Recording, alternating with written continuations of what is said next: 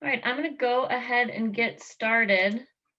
On behalf of the women lawyers of Franklin County, welcome to our January luncheon, Cultivating Courage. My name is Kaylee Gould, and I'm the president-elect of Women Lawyers of Franklin County and a director in Cardinal Health Litigation Group. Before we get started, I want you to take a look at some of our exciting upcoming events so you can save the dates. Particularly February 10th, we have a joint DEI event with local affinity bar associations that's sponsored by Dinsmore and Scholl, featuring Michelle Silverthorne. She's an expert in organizational inclusion. It's a free event, kind of a once in a while opportunity, so please check that out. Our next luncheon is February 25th. We have Professor Katrina June Lee of Ohio State's Moritz College of Law speaking on the gender pay gap in the law specifically. And be on the lookout. We have an email coming detailing our partnership with Stephanie Hanna of the Other 85 to bring you a professional leadership academy. So don't forget to join, renew, or learn more about our organization on our website and social media pages. So a few housekeeping tips for today's Zoom meeting. Please, we encourage cameras on, completely informal. If you have to eat, we get it. We encourage questions throughout the discussion via the chat feature, or feel free to take yourself off mute and speak up. You can send questions publicly or directly to me. For best viewing, we suggest setting your display to speaker view, and all attendees should be automatically muted. So with that, I would love to get into our speaker introduction. We have with us today, I've had the distinct pleasure of getting to know our guest over the past few months and could not be more honored and more humbled to introduce her today. I leave every conversation we have inspired and motivated to do better, and I really hope you all feel the same way today. So we have Chief Master Sergeant Heidi Bunker, and she will hopefully correct me if I get that wrong. She's the 11th State Command Chief Master Sergeant for the Ohio Air National Guard. Chief Bunker advises on all matters influencing mission readiness, professional development, proper utilization, health, morale, and welfare of the Ohio Air National Guard's 4,700 enlisted airmen and their families. This includes 4 air wings and 6 geographically separated units that serve our communities, state, and nation for homeland defense and federal missions. Chief Bunker attended Ashland University and achieved her master's at Xavier. She entered military service in 1991 and has held a variety of posts over the years, including Human Resource Advisor to the 179th Airlift Wing, where she was tasked with ensuring a culture of inclusion and diversity, and as part of that role, served on the Joint Inclusion Diversity Executive Council. She was the 178th Wing Command Chief Master Sergeant. In addition to her current role, she is lead facilitator for the Chief Master Sergeant Orientation course at the Joint Base in Andrews, Maryland. Chief Bunker has deployed in support of Operations Hurricane Katrina, Iraqi Freedom, and Enduring Freedom. And frankly, her list of awards and accomplishment is pages long and very fine print, so I did not do her justice in this intro, so please Google her. You can find all the amazing things that she's done. So first and foremost, Chief Bunker, thank you for your service, and welcome to the Women Lawyers of Franklin County Luncheon. Ms. Gould, that was a fantastic introduction. I really appreciate it. You know, they tell us here in the Guard, be careful what you put on your resume and your bio because you will have to live up to it. So that is a big challenge for me today after hearing you read that back to me today. So no pressure, right? No pressure. And for everyone attending, thanks, welcome. Our goals for today are to help you find courage to be yourself and thrive through unprecedented times now and ahead, and really inspire you to think about who you are and how you can drive the change that you want to see. So I have a list of questions in front of me, but please ask your own questions in the chat or live. We'll be monitoring them. So I'm going to go ahead and kick it off. Chief Bunker, please tell us a little bit about yourself that's not in the bio. And for most of us that are civilians in the audience, can you tell us about the Ohio Air National Guard and what you do? Definitely. Yeah. Hey, so Ms. Gould said it right out of the gate. I'm the senior enlisted advisor to the Assistant Adjutant General for the state of Ohio on the air side. So, but I am also directly reporting to the Adjutant General. So just for your frame out on that, the Adjutant General reports directly to the governor. So if you can kind of think about a headquarters building there in Dublin, Ohio, and officers who are kind of in charge of the air and the Army side coming together to work for the Adjutant General, General Harris, who then reports to Governor DeWine. So I effectively work on basically the enlisted side of the house. So there are two different positions in the military. One is an officer kind of track, and then one is an enlisted track.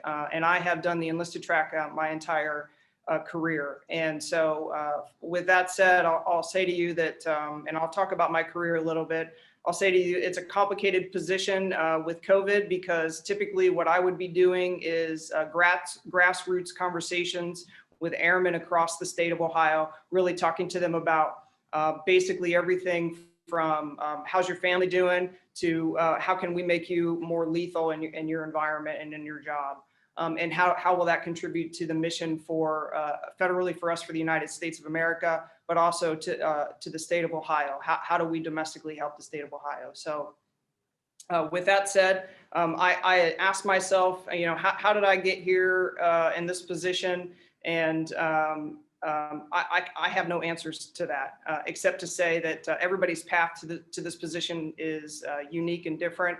And it'll be exciting to kind of talk to you a little bit about how I got here today, and just maybe fill you in on the National Guard and the types of things that we're doing to help Ohio out, and then also help the country out. So I will, Mrs. Gould, if you want to interrupt me at any time, feel free.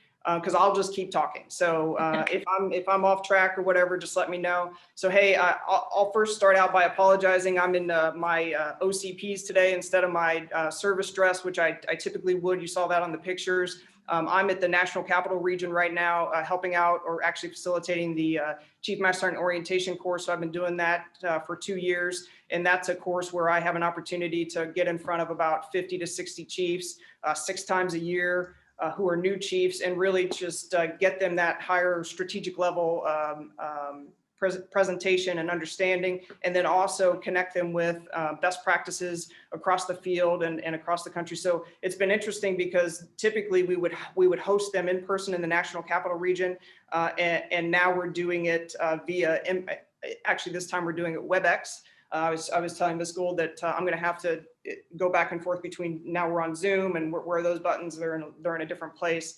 But it's an opportunity to really kind of flex and expand your repertoire for things that skills that you don't have yet. And one of the skills I didn't have yet was, how do I operate this course on a virtual platform when normally we do it face to face? And so we've become pretty adept at almost every virtual platform out there. And then also just trying to figure out what are all the strategic priorities we need to put in place in order to make it a successful course and make that transition. So that's what we do. We adapt and sort of overcome, and we get pretty good at that. But so, hey, I'm going to back up just a little bit and just let you know that I am actually what traditionally is known as a drill status guardsman. And what that means is this best definition you've probably heard before: 1 week in a month, 2 weeks out of the year. And I get a chuckle out of that every time I hear that, because that is so far from what we do. But I think that's what most of society sort of says to themselves when they try to define what does someone who's in the National Guard do. And what I probably won't be able to convey to you is all the statuses and all the things that have to happen for me to be a traditional guards person versus a full-time guards person. And right now I am on a what's called an AGR tour. So I am actually on orders for a couple more years in this position. And then what I'll do is I'll retreat back to my civilian job. So there is that part that I need to kind of talk to you a little bit about too. So let me just start from the beginning, and then we'll go from there. So hey, back in 1989, I graduated high school. And just to give you a little background, I was raised in a small little town called Johnsville, Ohio. And I say that nobody knows where it is, but if I say it's between Mansfield and Columbus, they might be able to kind of figure out where that is. The actual county name is Shauk, Ohio, and there is an intersection there that actually has a blinking kind of caution light. And that is about as big as that town gets. And so I was raised pretty much out in that rural area with my parents who bought a couple acres on the backside of the family farm. And I spent my childhood running around the woods and, just trying to be who I could be in our family. My dad had 11 siblings, so we have a really big family. And so every Sunday we'd gather at the farm and have dinner there with all my aunts and uncles and all my cousins. And so it was a pretty great upbringing. But what I will tell you about my parents is they were very poor, and they did not have extensive education. And so, as a child, or as my father as a child, I remember him talking about one of the things he wished he had, and that was indoor plumbing. And I can't imagine, what it was like to grow up without indoor plumbing. And on my mother's side of the house, she was raised by parents who didn't have an education. And so we struggled a little bit with money. And my parents were very crafty, thrifty, and I would say somewhat innovative in how they fed us, taught us, and parented us. But with that said, when I graduated high school, upon walking out of my guidance counselor's office, who told me the best path that I had for my future was to get married and have kids, it was a little daunting to think about how I was going to get after all of these goals and dreams that I had for myself. And one of those was to, get educated and travel around, see myself outside of this small town that I was raised in. And so I was into sports in high school, and I lucked into a partial scholarship at Tiffin University, which is where I went off to college on a partial scholarship. And after that first year, my parents sat me down and said, "Hey, I know this is a partial scholarship and they're paying, for some of your school, but we can't afford to keep paying it. And you know us and how we feel about our finances. We don't feel good about taking out loans." So that kind of left me in a pretty tight spot. And so one of the things my dad said to me was, "Hey, I graduated with a guy who is a recruiter for the Air National Guard up in Mansfield, Ohio." And he said, "I'll take you up there and let you talk to him." And I said, "Okay, let's do it."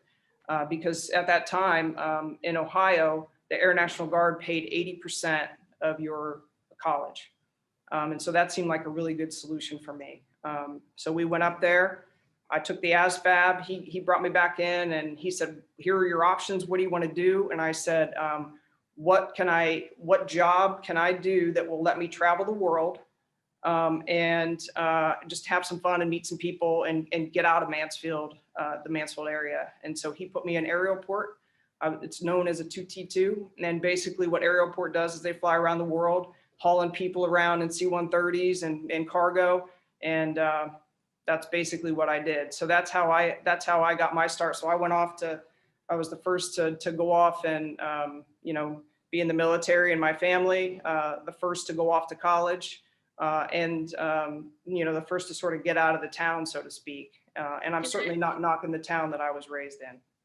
And sorry, Chief Bunger, I forgot maybe one of your best accolades in to this audience, you may disagree, but you are, speaking of the first female to hold your current position, correct?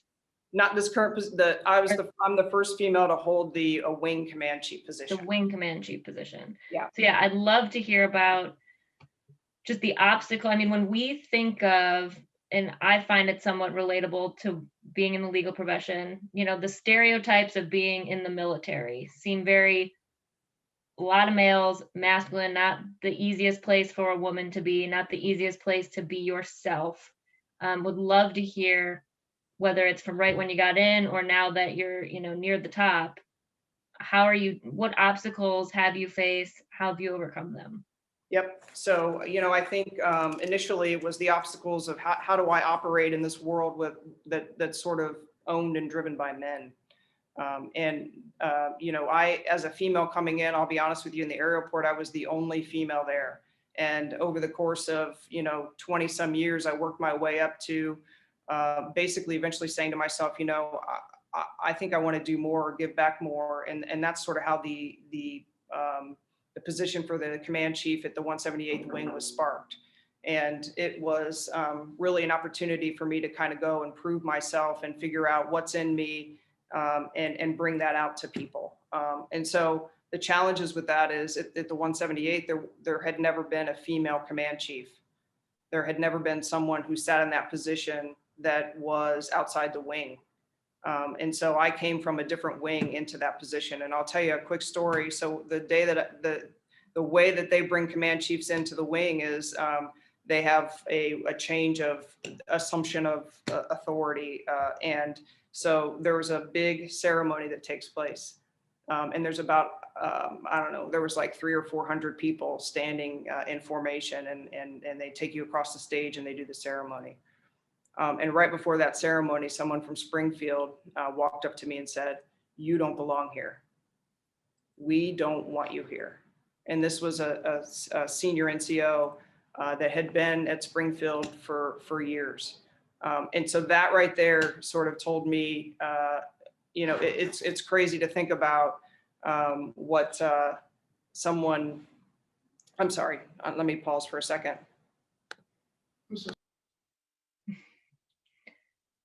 We'll give her a moment. Thanks everyone for your patience. Again, encourage, if you have questions at home, go ahead, type them in the chat.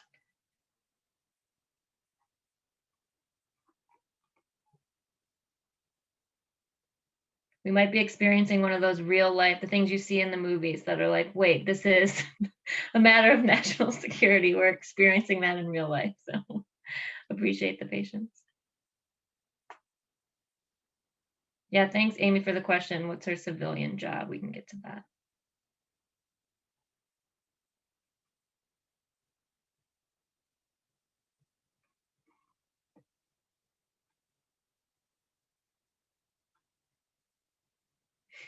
Thanks, Celia, in the chat. Agree. Yeah, I found it. Oh, go ahead. I would say this is Holly. Good job running this and leading this. This is very interesting and kind of shocking to think that, given her age, that someone would be so rude and disrespectful and to say that to a woman. But see, Heidi's back. I'm really sorry about that. Someone just came into the room, and that's sort of kind of what happens here. So I apologize. No, you gave us, that might be one of the most exciting things that happens to us today. So thanks. If the power goes out, that we'll just keep rolling too, because that happens quite a bit. So apologize about that. So, hey, look, so here's the thing. So my perspective on that was, it rattled me. I'm not going to lie, because I really had a idea about how that day was going to go for me, and an idea about what I was going to contribute as far as my service and leadership to this organization.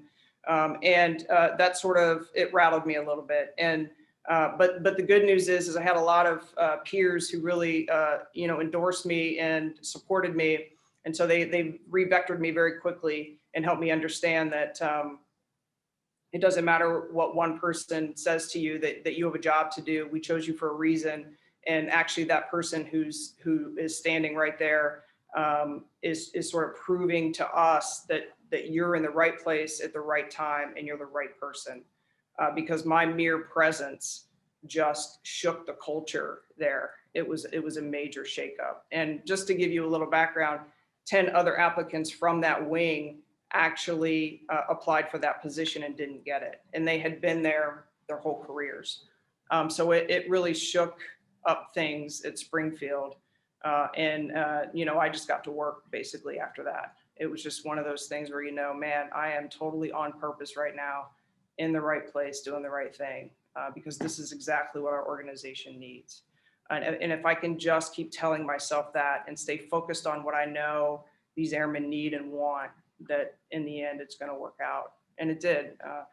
I head down for 2.5 years there, and the state really took notice, which is why I'm in the state command chief position right now.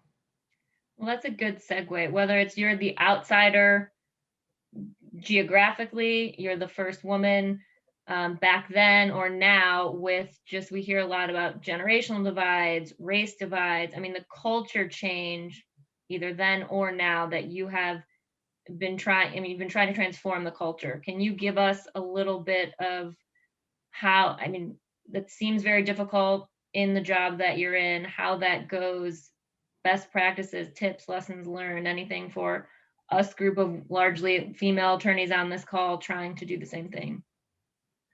Yeah, so, I just think that, getting after stuff and is really about listening and talking to people and trying to figure out what it is that you can do and serve. And I spend a lot of time just trying to figure out, hey, what is in me that I can provide to these airmen that really sort of inspire them to become leaders? What kind of doors can I open to really bring people to this place that they want to be?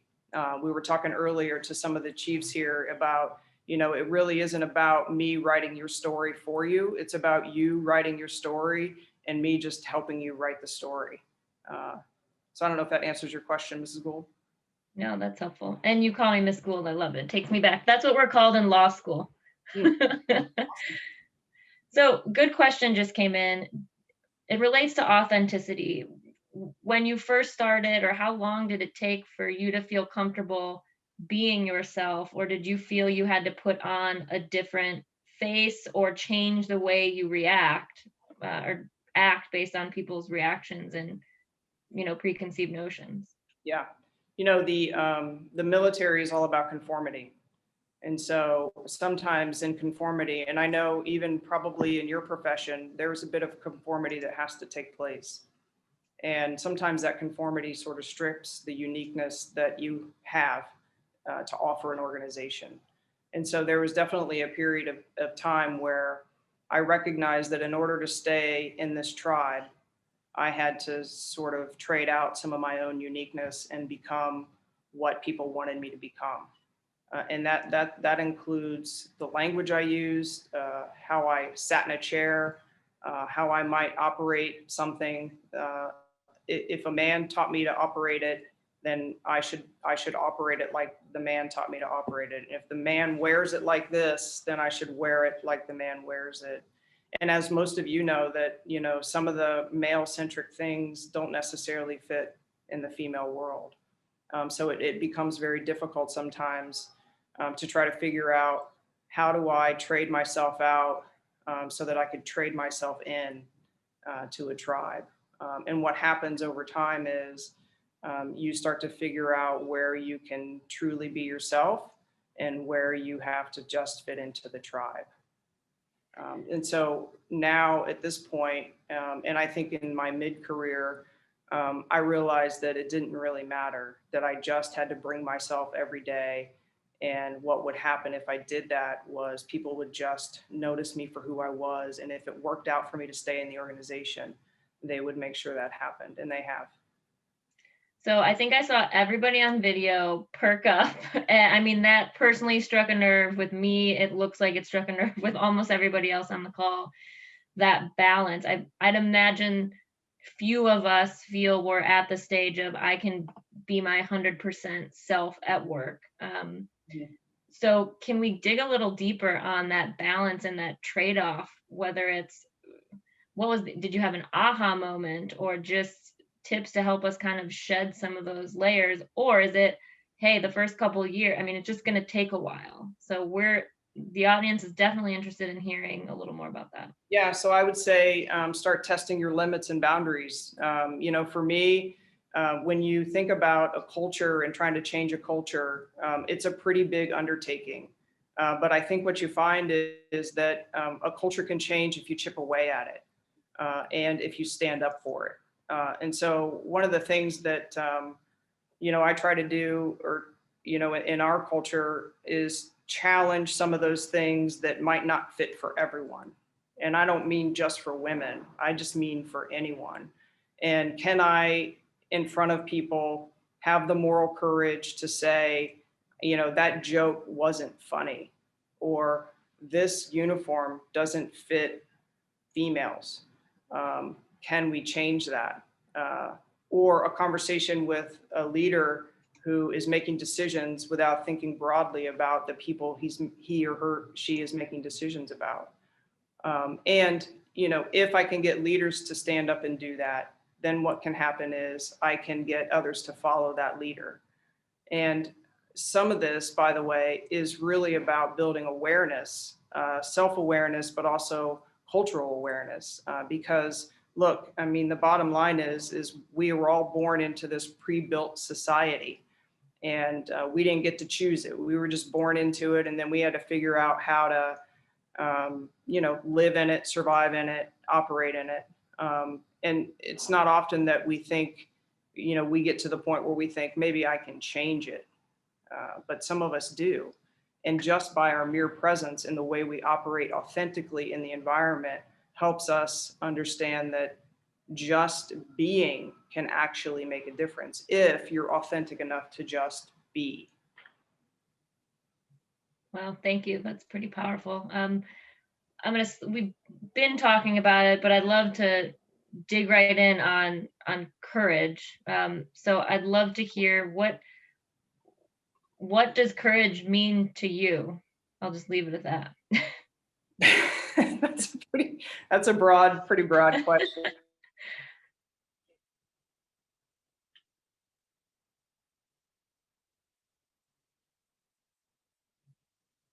I think we're having some connectivity issues, so we'll be patient.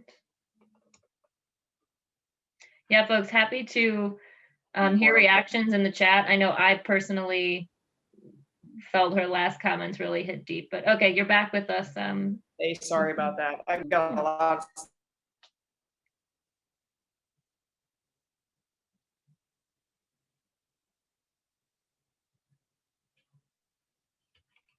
I think we'd be impressing her with our flexibility. So again, I'll just personally reflect on what she was saying about bringing your whole self to work. And I mean, I think about it and I look at what everybody's wearing, even on Zoom video. Are we comfortable wearing the sweatshirt we want to wear? So again, encourage dialogue via the chat. But Chief Bunker is back with us. Sorry, I think I jumped out. Yep, we can hear you now. This is all a ploy. Can you just hear me to think okay? of we can hear you. Sorry about that. The Wi-Fi's no problem. I'm starting to think it's a ploy to get you more time to respond to the courage answer. And if you need to go off video, we completely understand.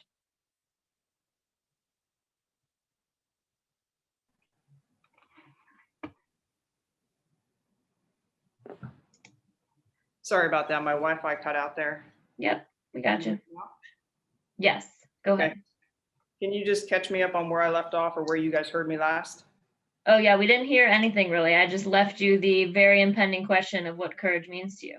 Okay, very good. So yes, so I think of courage as small things. I think most people think of courage as these really big things, these events that happen, and huge, traumatic circumstances where somebody has to jump up and do something. And I actually feel courage is really just it's almost like action to action to action every day. Am I being courageous in who I am, showing up authentically? Am I being courageous in saying something when I see something's wrong? Am I being courageous and challenging things that I see are wrong in ways that are helpful versus ways that are non-helpful? Can I stand up to those kinds of things on a daily basis? And then, really it's sort of about figuring out for me uniquely, where do those boundaries sit for me?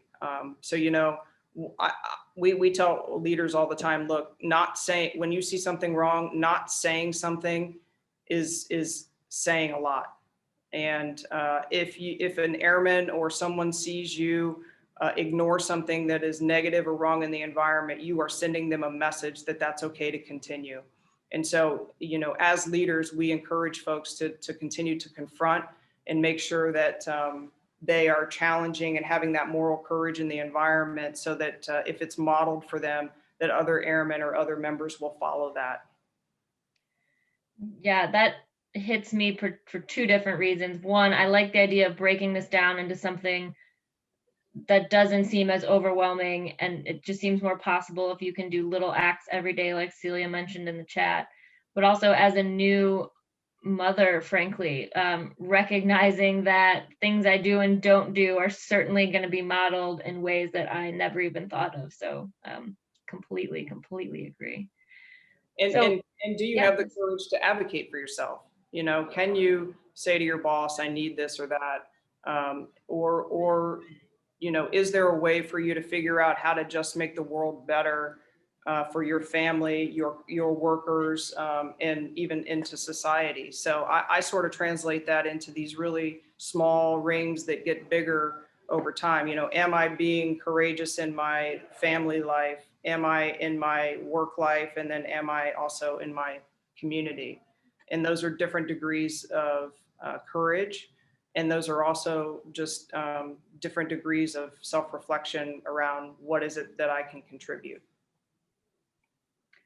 Great. And again, encourage other people's questions. I'm going to keep going with mine, but I'd love to hear, again, you seem like such an impressive person that can break down barriers and do anything. So can you give us a few examples of when you didn't think you could, but you did? Yeah, so Springfield's a great example of this. So I wasn't sure after that first day how things were going to go for me. And then what happened is I just got to work and started doing the thing I do. And I had lots of people coming up to me later saying, "Man, we're glad you're here because this wing really needed a change." And a lot of women who came up to me and said, "Man, I can't believe I see a woman, sitting in this seat in this office now. And now I think, man, maybe I could do it. Maybe this is something that I could aspire to versus only getting to this one level."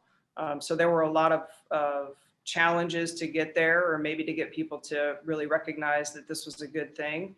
But for me, that's a huge one for me. And I'll say this, and it's just something I'm thinking about right now, which is all too often, sometimes there's a lot of pressure for a minority to get into a position or be the first person in the position that hasn't been.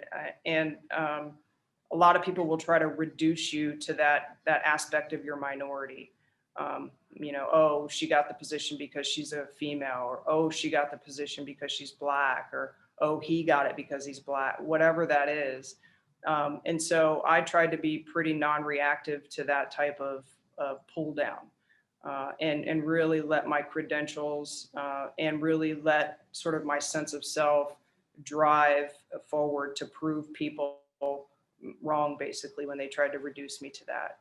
And we, depending on our self-talk and how we sort of play into that, we can almost sort of self-destruct and almost allow people's beliefs to become our beliefs.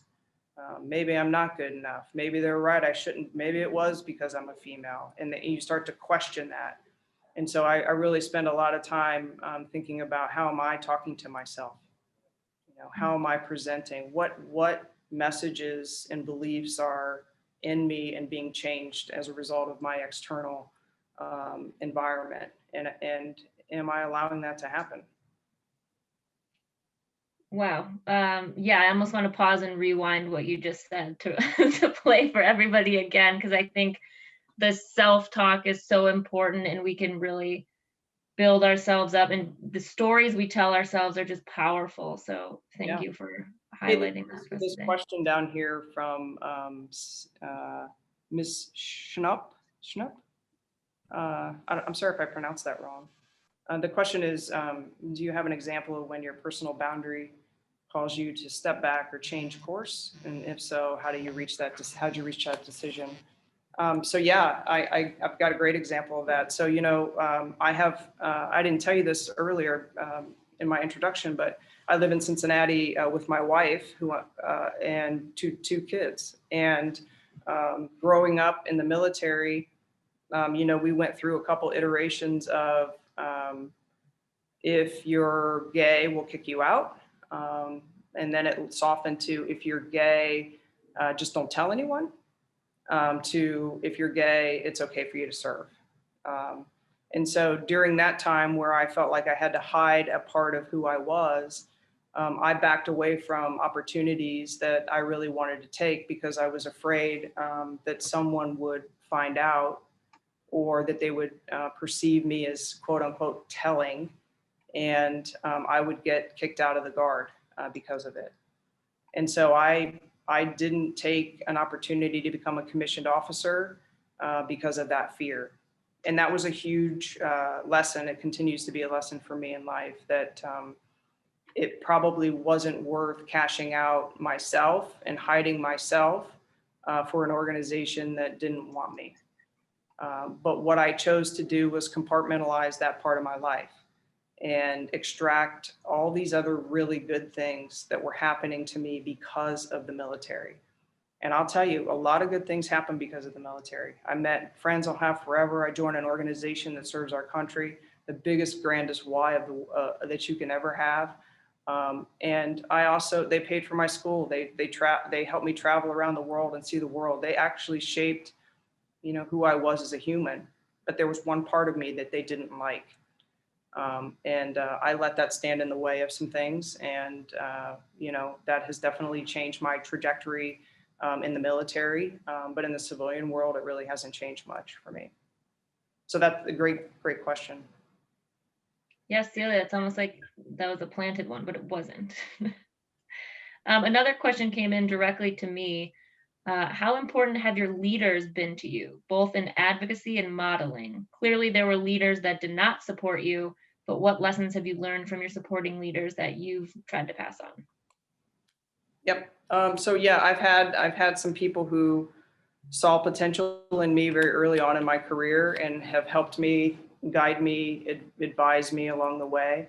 And those folks have no one gets to where they are alone. I think we can all point to these advisors and mentors, cheerleaders, however you want to call it, people that vote for you in our lives. And I had a chief, his name is Chief Dwayne Nauman, who he's the one who actually kind of kept me in as long as I stayed in. And he really looked at me and one day and said, hey, I know you like doing this, pushing pallets and, rigging parachutes and going on these trips, but you really have something that's different from other people. And I think the thing that would be good for you is to become a first sergeant. And that job is really to be an advisor to the commander on all matters of enlisted personnel. So basically all the care and feeding of all the people that are in each squadron or unit or wing, the first sergeant handles all that business. And little did I know that was going to couple perfectly with my civilian job, which is I'm a therapist for Cincinnati Children's Hospital. I worked in their adolescent medicine department. I've put that on pause to do this military tour. But when I am finished with this tour, I will go back to that job and continue to be a therapist. It's a great question. Yeah, I see some other things coming in. So from Pat, thanks. Love your point on the importance of self-talk. What sort of self-talk do you use if you feel you've fallen short in some way? I try to do some general assessing in the morning. So, if I'm in the shower, I'll observe my thinking. So it seems pretty simple, but I would ask you, if you've never done it before, it's pretty interesting what you'll catch yourself thinking about. And one of the things I would ask people pretty regularly is, hey, do you believe you are your thoughts? I love asking that question because most people will say, sorry, can you repeat it? I'm literally writing this down. Yeah, no, that's okay. Do you think you are who you think you are? So like, are you your thoughts?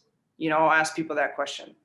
And most people will say, yes, I am my thoughts, but really you're not. And so then I have people do a kind of a quick 90-minute exercise where I have them close their eyes and then say out loud the first thing that comes across their mind. And the phrase that I ask them to use is this phrase of basically what they're thinking about. I'm having the thought that fill in the blank. So I'm having the thought that this day is going to go horribly. Or I'm having the thought that, I weigh more than I did yesterday. Whatever the fill in the blank is.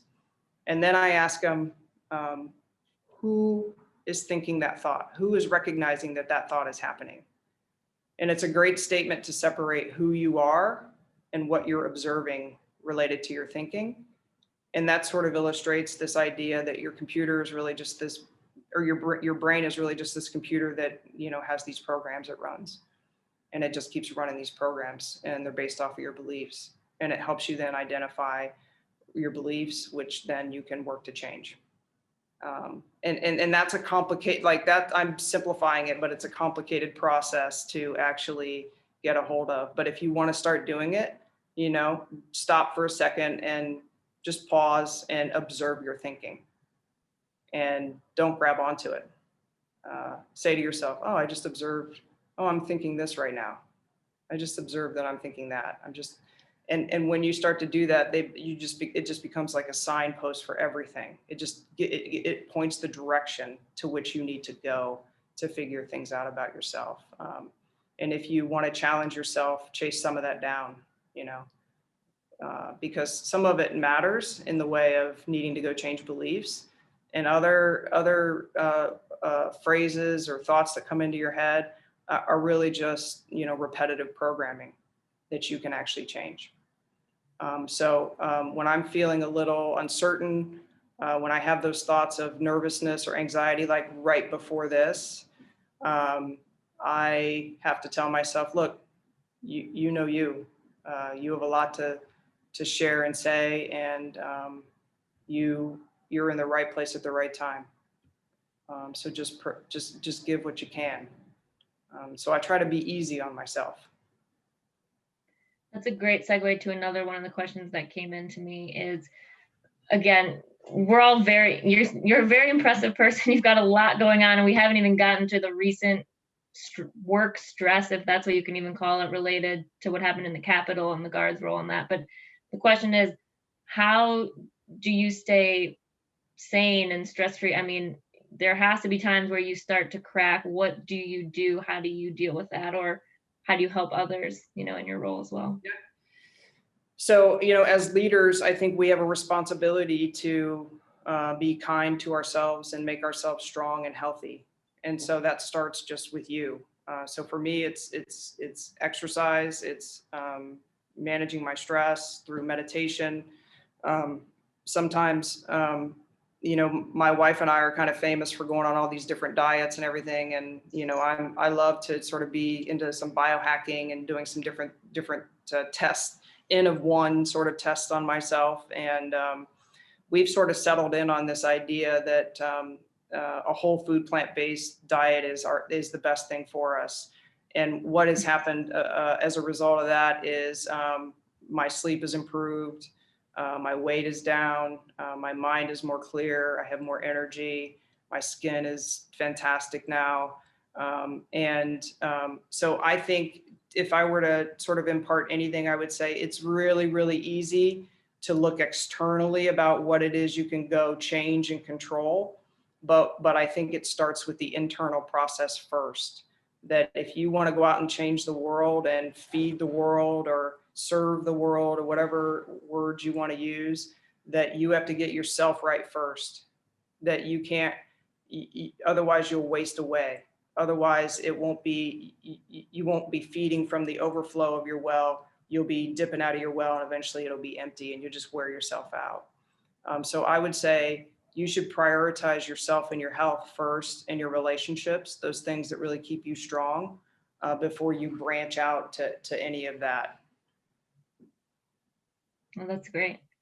I did want to touch briefly on, the timing just unfortunately worked out of everything that happened in the Capitol, the inauguration. We heard, again, you're in a room of civilians largely who aren't going to know what any of the fancy acronyms are, but could you just give us kind of the 2-minute, what was that like in your shoes?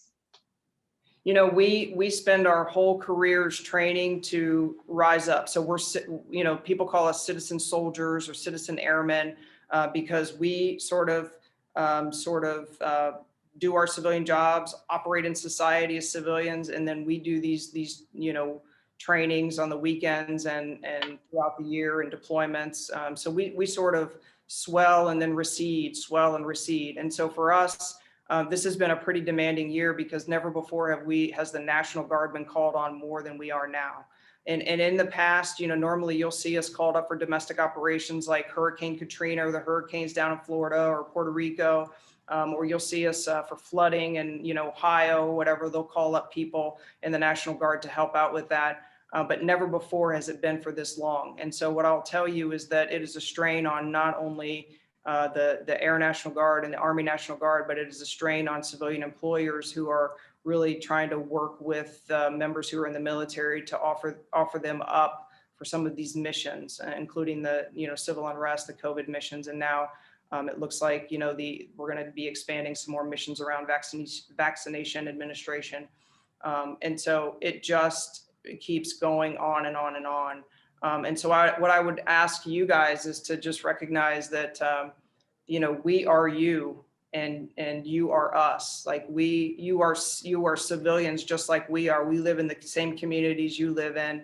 We're just trained and we've agreed and have become trained to do certain things that we get called up for. So your support for that is, immeasurable. And never would we have thought that we would have pushed 25,000 of us up here to the National Capital Region to help secure the Capitol, all while, by the way, maintaining security even here in Columbus, Ohio. So right before the inauguration, I was running around the Capitol there in Ohio, in Columbus, Ohio, talking to our folks and seeing how they're doing and making sure that they have all the equipment that they need to keep things secure and really keep, peace in Columbus, Ohio. So it is somewhat exciting to stand up and sort of rescue and be the person who helps.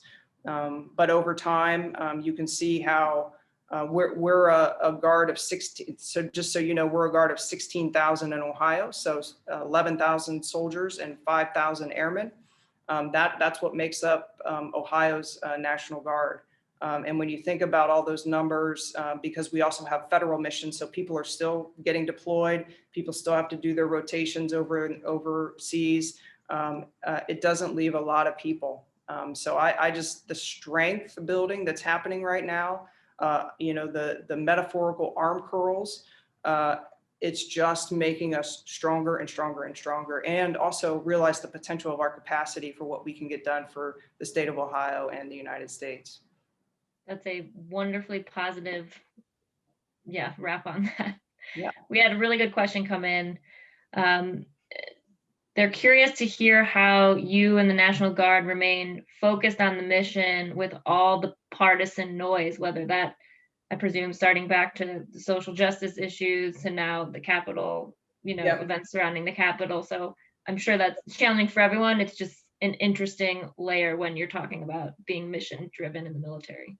Yeah, we serve at the leisure of the president and the governor of Ohio, and we must remain primarily agnostic to all of that political banter that's going on. I don't serve one human, I serve an office, an institution, and that never changes. So whatever human is in charge that gets voted in there, that's the person I serve, no matter what. I don't get to have an opinion about that. I do cast a vote as a citizen, but beyond that, the outcome and the person who is in that office is the person who I serve. That's a great answer. People are wondering if we all like knowledge. You've got a lot of really good sound bites. I feel like you should write your own book, but do you have author recommendation, book recommendation, podcast? Like, how can we get smart like you? Oh, I don't know about getting smart like me, but I read a variety of things, and here's what I'll say. So like we were just talking about this earlier, do we push out, the military is really big on reading, like reading lists, they publish reading lists and things like this. But what I find is really important is when you yourself decide, where's an area that I need to maybe get smart on, right? So where is something that I can focus my time and attention on that's going to round out me as a whole person. And I think that's what you should go to. For me lately, it's been Ryan Holiday. He's got a couple of books out. Stillness is the Key is the last one that I just finished reading. And it's really about finding, that stillness within like in your mind to help you not overanalyze everything and to allow some of this authentic presence to sort of emerge from you, the true you that's not covered up with all the analytics and the thinking and the noise that happens, so that you can sort of be, I'll use this word, spiritually led, in some ways, or authentically led. So I just finished that up. Another one, the next one I'm looking at right now or reading right now, is called Range. And it's really about having a diverse skill set and how that makes you successful. That spending all of your time and attention drilling down on one talent and one skill your whole life really isn't the best way for you to be the best. That a diversity of skill sets that you are working in or enjoying or can get into flow actually can be better for you.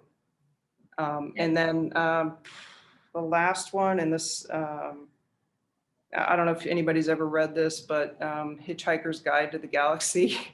That is sort of like a book of philosophy wrapped in psychosis, if you've ever read it. And if you listen to it, there is a great author, I can't think of his name right now. I wanted to say it's Fry, maybe, who reads it, and he does a fantastic job of reading it.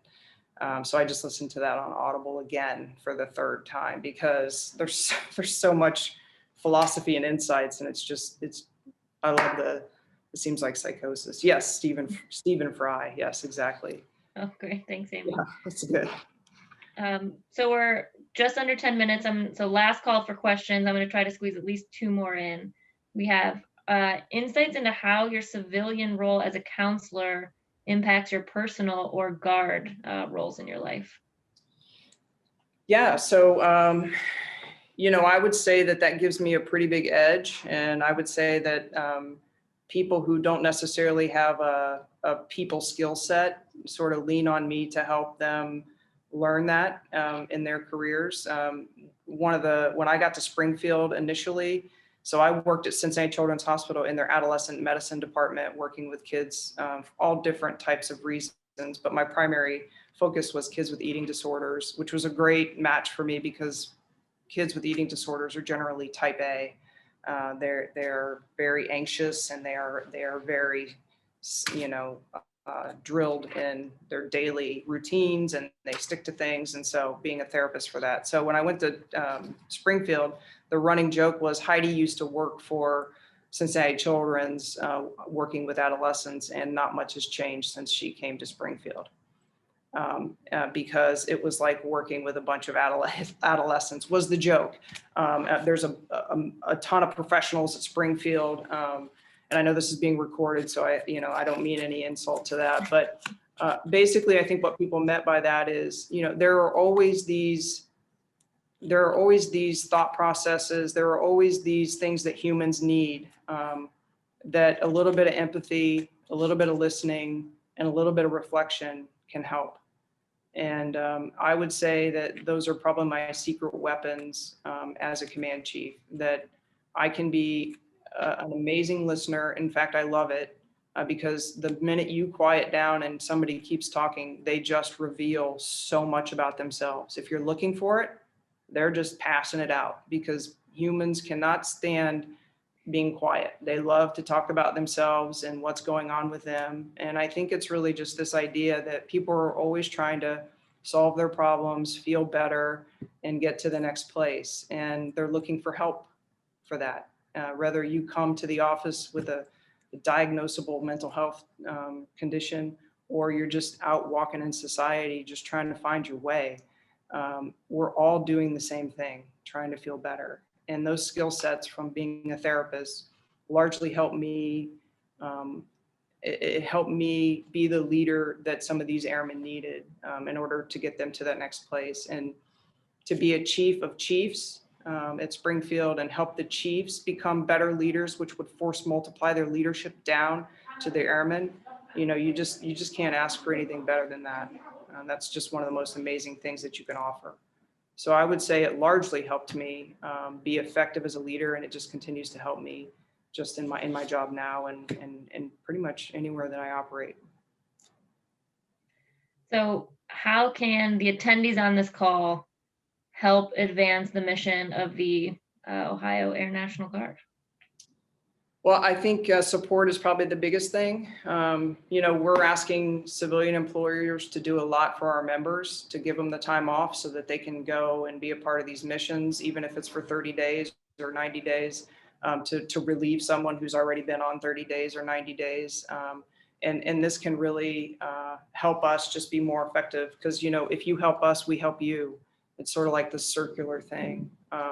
And, just think think positively about what we're trying to do. I know there's a lot of negative things that sort of come out sometimes in the news, but what I will tell you is about 99.5% of our organization got into the organization because they wanted to serve this country, this state, and people. And they just live for it. They just live for it every day.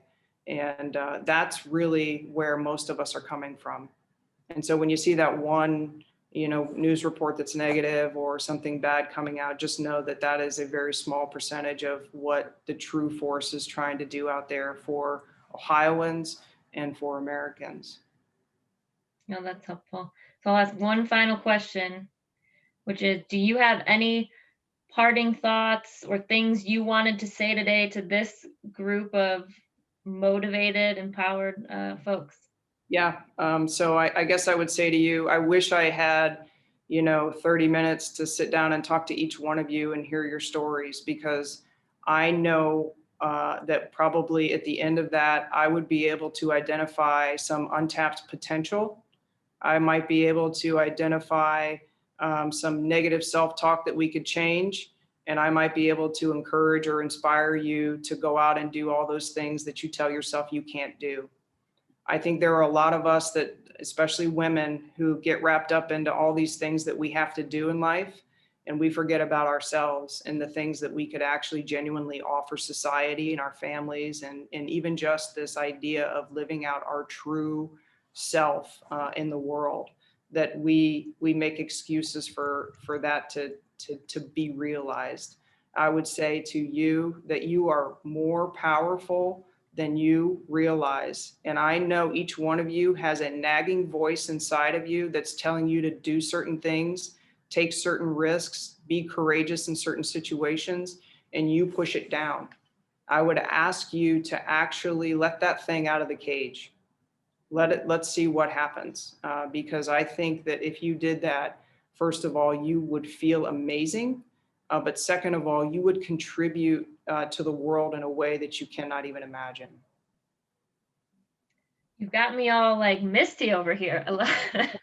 I'm going to like play this recording for myself at certain points. Yeah, definitely. Well, we are at time. On behalf of everybody, Command Chief, thank you for all that you and the Guard do and for this inspiring discussion. I think everyone would agree you have exceeded the lofty intro and expectations. It's really been a unique opportunity to shift our perspective during pretty challenging times. So we appreciate your honesty and taking the time to speak with us. I hope to see other folks at future events, and thank you so much. Thank you. It was a pleasure to be here today. I hope it was time worth it, and I hope you valued our discussion. Yes. Now, good luck shifting gears into more important things in your back at it. No, not more important, but back at it for sure. You take care. Everybody. Thank you so much. Appreciate your time today, everybody. Thanks.